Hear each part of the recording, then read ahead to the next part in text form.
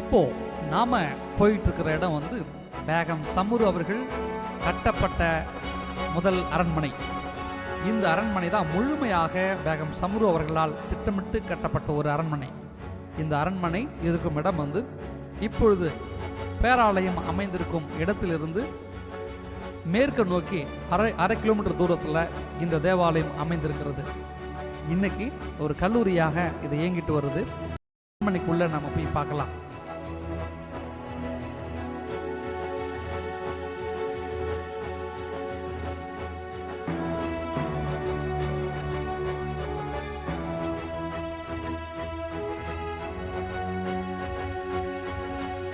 இந்த அரண்மனையில் இப்போ நாம் இருந்துட்டு இருக்கிறோம். இந்த அரண்மனையோட ஒவ்வொரு காட்சிகளும், குறிப்பாக இந்த பெரிய அரங்க பாருங்களேன், மிகப்பெரிய படிக்கட்டு, மிகப்பெரிய ஜன்னல்கள், அரசி இறங்கி வருவதற்கு தனியாக ஒரு அறை, மிகப்பெரிய குளியல் அறை இருக்கிறது. இப்போ நாம் வந்திருக்கிறது சண்டேன்றதில் முடி வச்சுருக்கிறாங்க. இந்த அறையை பார்க்குறதுக்கு, இந்த அரண்மனையை பார்க்குறதுக்கு எந்த விதமான கட்டணமும் இல்லை. இது தற்போது கத்தோலிக்க அருட்சகோதரர்களால் நிர்வகிக்கப்பட்டு வருகிற ஒரு அரண்மனை. பேகம் சம்ரு அரண்மனை அமைந்திருக்கிற இடம் வந்து உத்தரப்பிரதேசம் மாநிலம் மீரட் நகருக்கு அருகில் உள்ள சர்தானாவில் அமைந்திருக்கிறது. இப்பொழுது இங்குள்ள பசிலிக்கா புகழ்பெற்று வருகிறது. குறிப்பாக தென்னிந்தியாவில் வேளாங்கண்ணி திருத்தலத்தை எப்படி சொல்கிறார்களோ அதுபோல சர்தானா பசிலிக்காவை வட இந்தியாவில் சொல்லி வருகிறார்கள். வட இந்தியாவின் முதல் பசிலிக்கா என்றும் போற்றப்படுகிறது. பேகம் சம்ரு வரலாறை தொடர்ந்து அவருடைய கணவர் வரலாறை நாம் பார்க்கலாம். நன்றி. கோட்டையினுடைய இந்த பகுதியை நீங்கள் பார்க்குறீங்க. ஏற்கனவே நான் சொன்னது போல் பிரம்மாண்டமான கட்டிடம். இந்த கதவை நீங்கள் பக்கத்து கதவு இருக்கிற இந்த இதை வாழ்னு தெரியும்.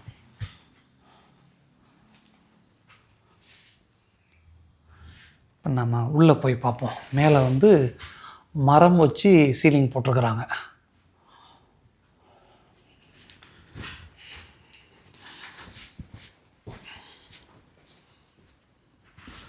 இதெல்லாம் உள்ள சின்ன சின்னதாக இருக்குது. இப்போ வண்டி எல்லாம் பயன்படுத்துகிறாங்க.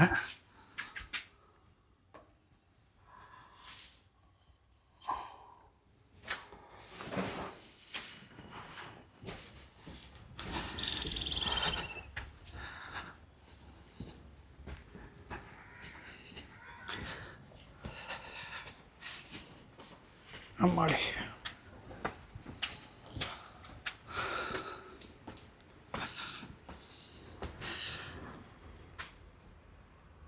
பேலஸினுடைய முதல் மாடிக்கு நம்ம வந்திருக்கிறோம்.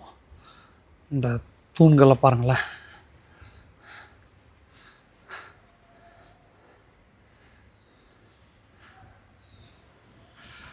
இங்கே பேகம் சம்ரு அவருடைய படம் வைக்கப்பட்டிருக்கிறது.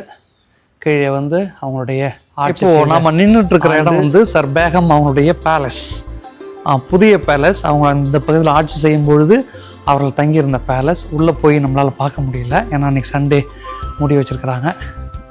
இந்த ஆர்கிடெக்சர் பாருங்கள். நம்ம கீழே இறங்கி போய் பார்க்கலாம். தூண்கள் பார்த்திங்களா, தூண்கள் பிரம்மாண்டமாக வச்சுருக்கிற தூண்கள். கீழே போய் பார்க்கலாம்.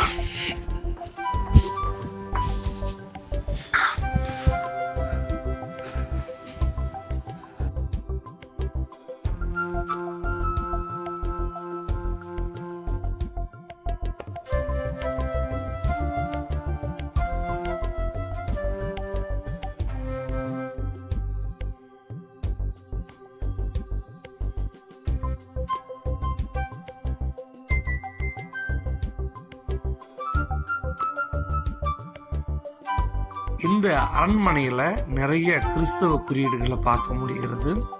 நாம் ஏற்கனவே பேகம் தங்கியிருந்த அரண்மனையை பார்த்தோம். அதில் இஸ்லாமிய குறியீடு இருந்துச்சு. இதில் கிறிஸ்தவ குறியீடு இருப்பதற்கு காரணம் வந்து இந்த அரண்மனை கட்டும்போது அவங்க கிறிஸ்தவராக மாறிட்டாங்க. கிறிஸ்தவராக ஞானஸ்நானம் பெற்று கிறிஸ்தவராக மாறிட்டாங்க. அதனால் இந்த அரண்மனை முழுக்க கிறிஸ்தவ குறியீடுகள், கிறிஸ்தவ ஆர்கிடெக்சர் எல்லாமே ரொம்ப நேர்த்தியாக கட்டியிருப்பாங்க. அதை உங்களால் பார்க்க முடியுது. இதுவும் அந்தோனி ரகலனி தான் கட்டியிருக்கிறார். கட்டிட கலைஞர் ஆண்டனி ரகலனி தான் கட்டியிருக்கார். பிரம்மாண்டமான அரண்மனையினுடைய இடதுபுறத்துலேருந்து இப்போ நம்ம முன்ன நோக்கி போயிட்டுருக்குறோம். உண்மையிலே நமக்கு நேரம் கிடைக்கும்போது கண்டிப்பாக இந்த இடத்துக்கெல்லாம் நம்ம பார்க்கணும். வரலாற்று சிறப்பாக இந்த இடங்கள்லாம் நம்ம பார்க்கணும். அதுவும் ஒரு கத்தோலிக்க அரசி ஆண்ட பகுதி, ஆண்ட அரண்மனையை நம்ம பார்க்கணும். இப்போது நம்ம அரண்மனையை பின்புறத்தில் இருந்துகிட்ருக்குறோம். இதுதான் முற்காலத்தில் முன்புறமாக இருந்திருக்கக்கூடும் அப்படின்றத என்னால் ஊகிக்க முடியுது. இந்த பிரம்மாண்டமான நுழைவு வாயில், இந்த படிக்கட்டுகளை பாருங்கள். ரொம்ப நம்ம ஒரு சினிமாவில் தான் அந்த மாதிரியான பார்த்துருப்போம். இது நேரில் பார்க்குற ஒரு அனுபவம் நமக்கு கிடைச்சிது.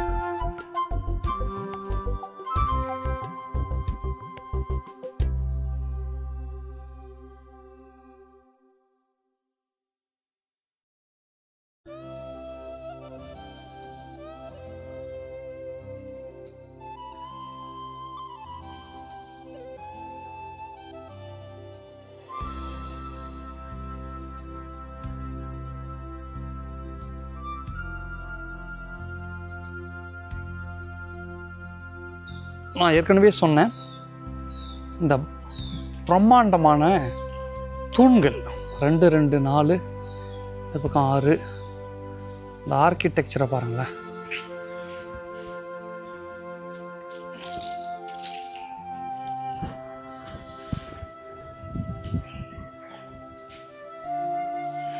மேலே வளைவாக போட்டிருக்காங்க. நல்ல உயரம், செம்ம ஹைட்டில் தான் இந்த தூண் அமைஞ்சிருக்குது.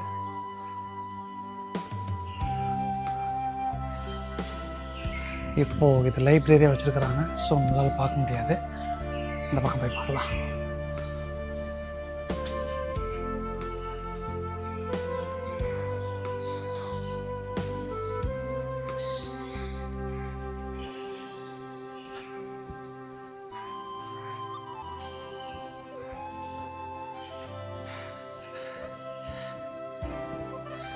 இப்போ ஒரு கிளாஸ் ரூம் அது. நம்ம அட்லீஸ்ட் சும்மா உங்களுக்குள்ளே காட்டுறேன். அரண்மனைக்குள்ளே இருக்கிற ஒரு ரூம். எக்கோ அடிக்குது பார்த்தீங்களா? நல்ல ஹைட்டு. இப்போ சீலிங்லாம் போட்டு வச்சுருக்கிறாங்க. அந்த இது ஃபால் சீலிங், நல்ல ஹைட்டு. ஒரு அறைக்கும் நல்ல பெரிய பெரிய கதவு. இங்கே ஒரு கதவு பார்த்தீங்களா, பெரிய கதவு.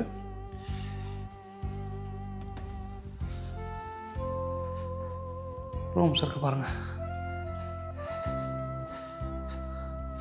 பிரம்மாண்டமான அறை.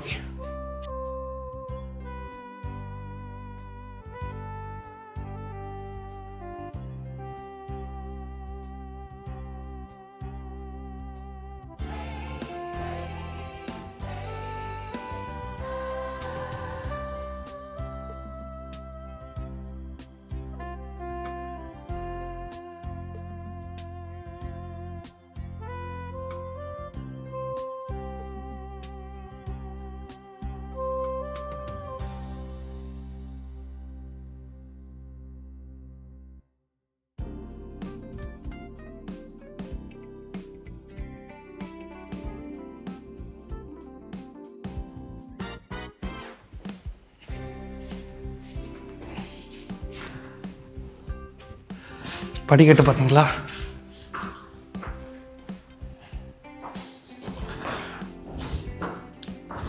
கீழே இறங்கி வர்றது, மேலே போகிறது.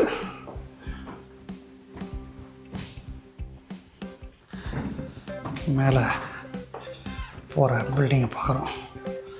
அப்பா, இந்த அரண்மனைக்குள்ள வட்ட வடிவில் வச்சுருக்குறாங்க.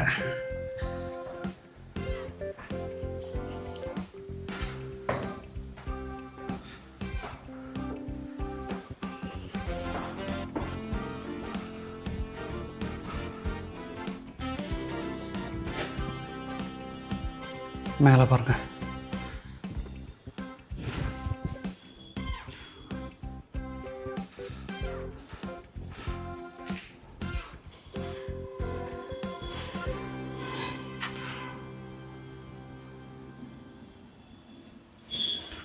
பேலஸ் தெரியுதுங்களா? மேலே நல்லா தாராளமாக கட்டியிருக்கிறாங்க. எல்லா இடத்துலையுமே மரம் வச்சு தான் காங்கிரீட் போட்டு வச்சுருக்காங்க.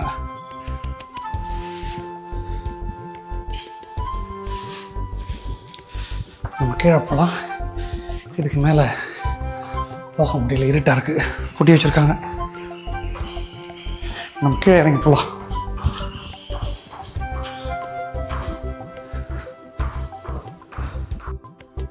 பேகம் சம்ரு பேலஸ்குள்ளே நான் மறந்துட்டுருக்குறோம். இப்போ வெளியில் போயிட்டு பார்க்கலாம். இப்போ அது காலேஜாக இருக்கிறதால இதெல்லாம் கிளாஸ் ரூம்ஸ்.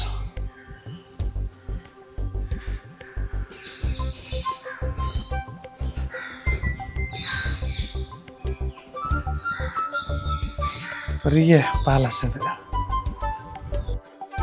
பேகம் சம்ரு 1835ஆம் ஆண்டு இந்த மிக பிரம்மாண்டமான அரண்மனை கட்டியிருக்கிறாங்க.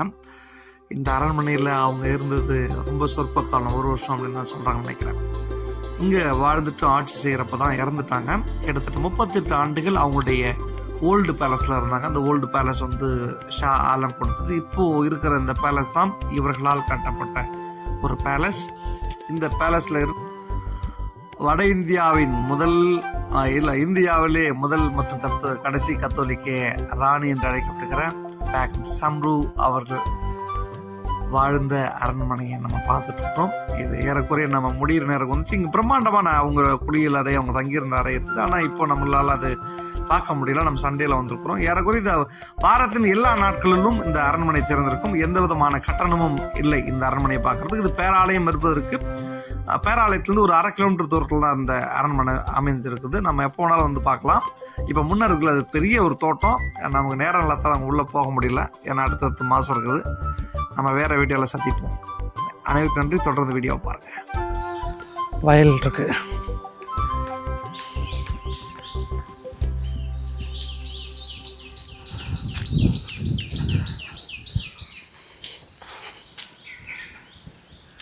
பேகம் சம்ரு ஆட்சி செய்த அரண்மனையில் தான் நம்ம இருந்துகிட்ருக்குறோம். இந்த அரண்மனை கீழே இருக்கிற அறைகள்லாம் பூட்டி வச்சுருக்கிறாங்க. ஸோ நம்மளால் பார்க்க முடியல.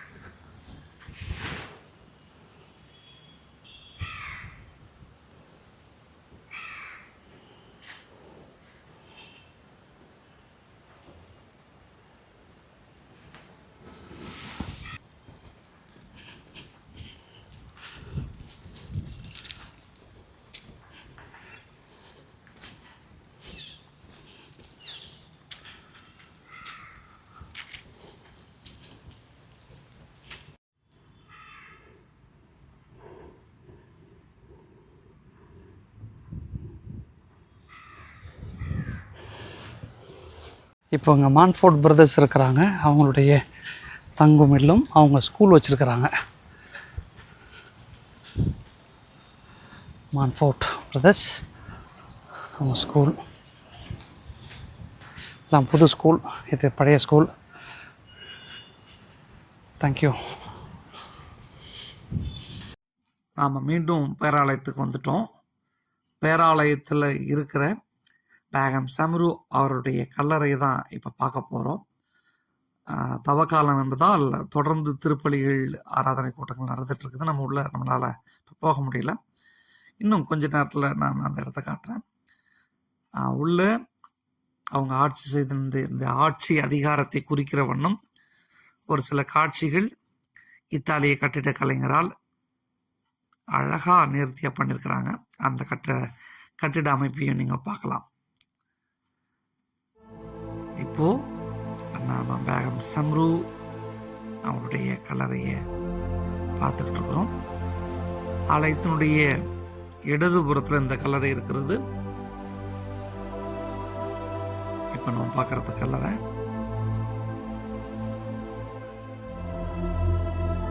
அவங்க நினைவு போட்டுக்கிற ஒன்றும் பாருங்க. அவங்க ஞானஸ்தானம் பெறது, அரசாட்சியின் முறைகளை விளக்கிற படங்கள்.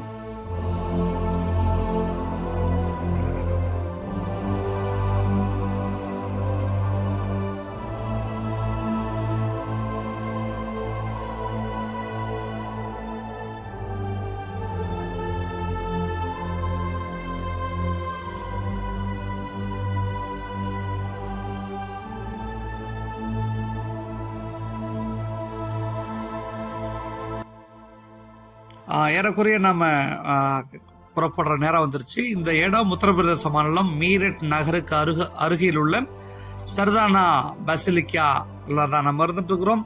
இந்த இடம் ஆண்டு முழுவதும் திறந்திருக்கும். நம்ம எப்போ வேணாலும் வந்து பார்க்கலாம். இங்கே இருக்கிற பேராலயம் மற்றும் அரண்மனை, அவர்கள் வாழ்ந்த அரண்மனை, அவர்கள் கட்டிய அரண்மனை, இதையும் பார்க்கலாம். இது எந்த விதமான கட்டணமும் இல்லை. மீரட் நகருக்கு அருகில் உள்ள சர்தானா பேராலயம் மற்றும் பேகம்சனுடைய அரண்மனை. நன்றி, வணக்கம். தொடர்ந்து வீடியோ பாருங்கள்.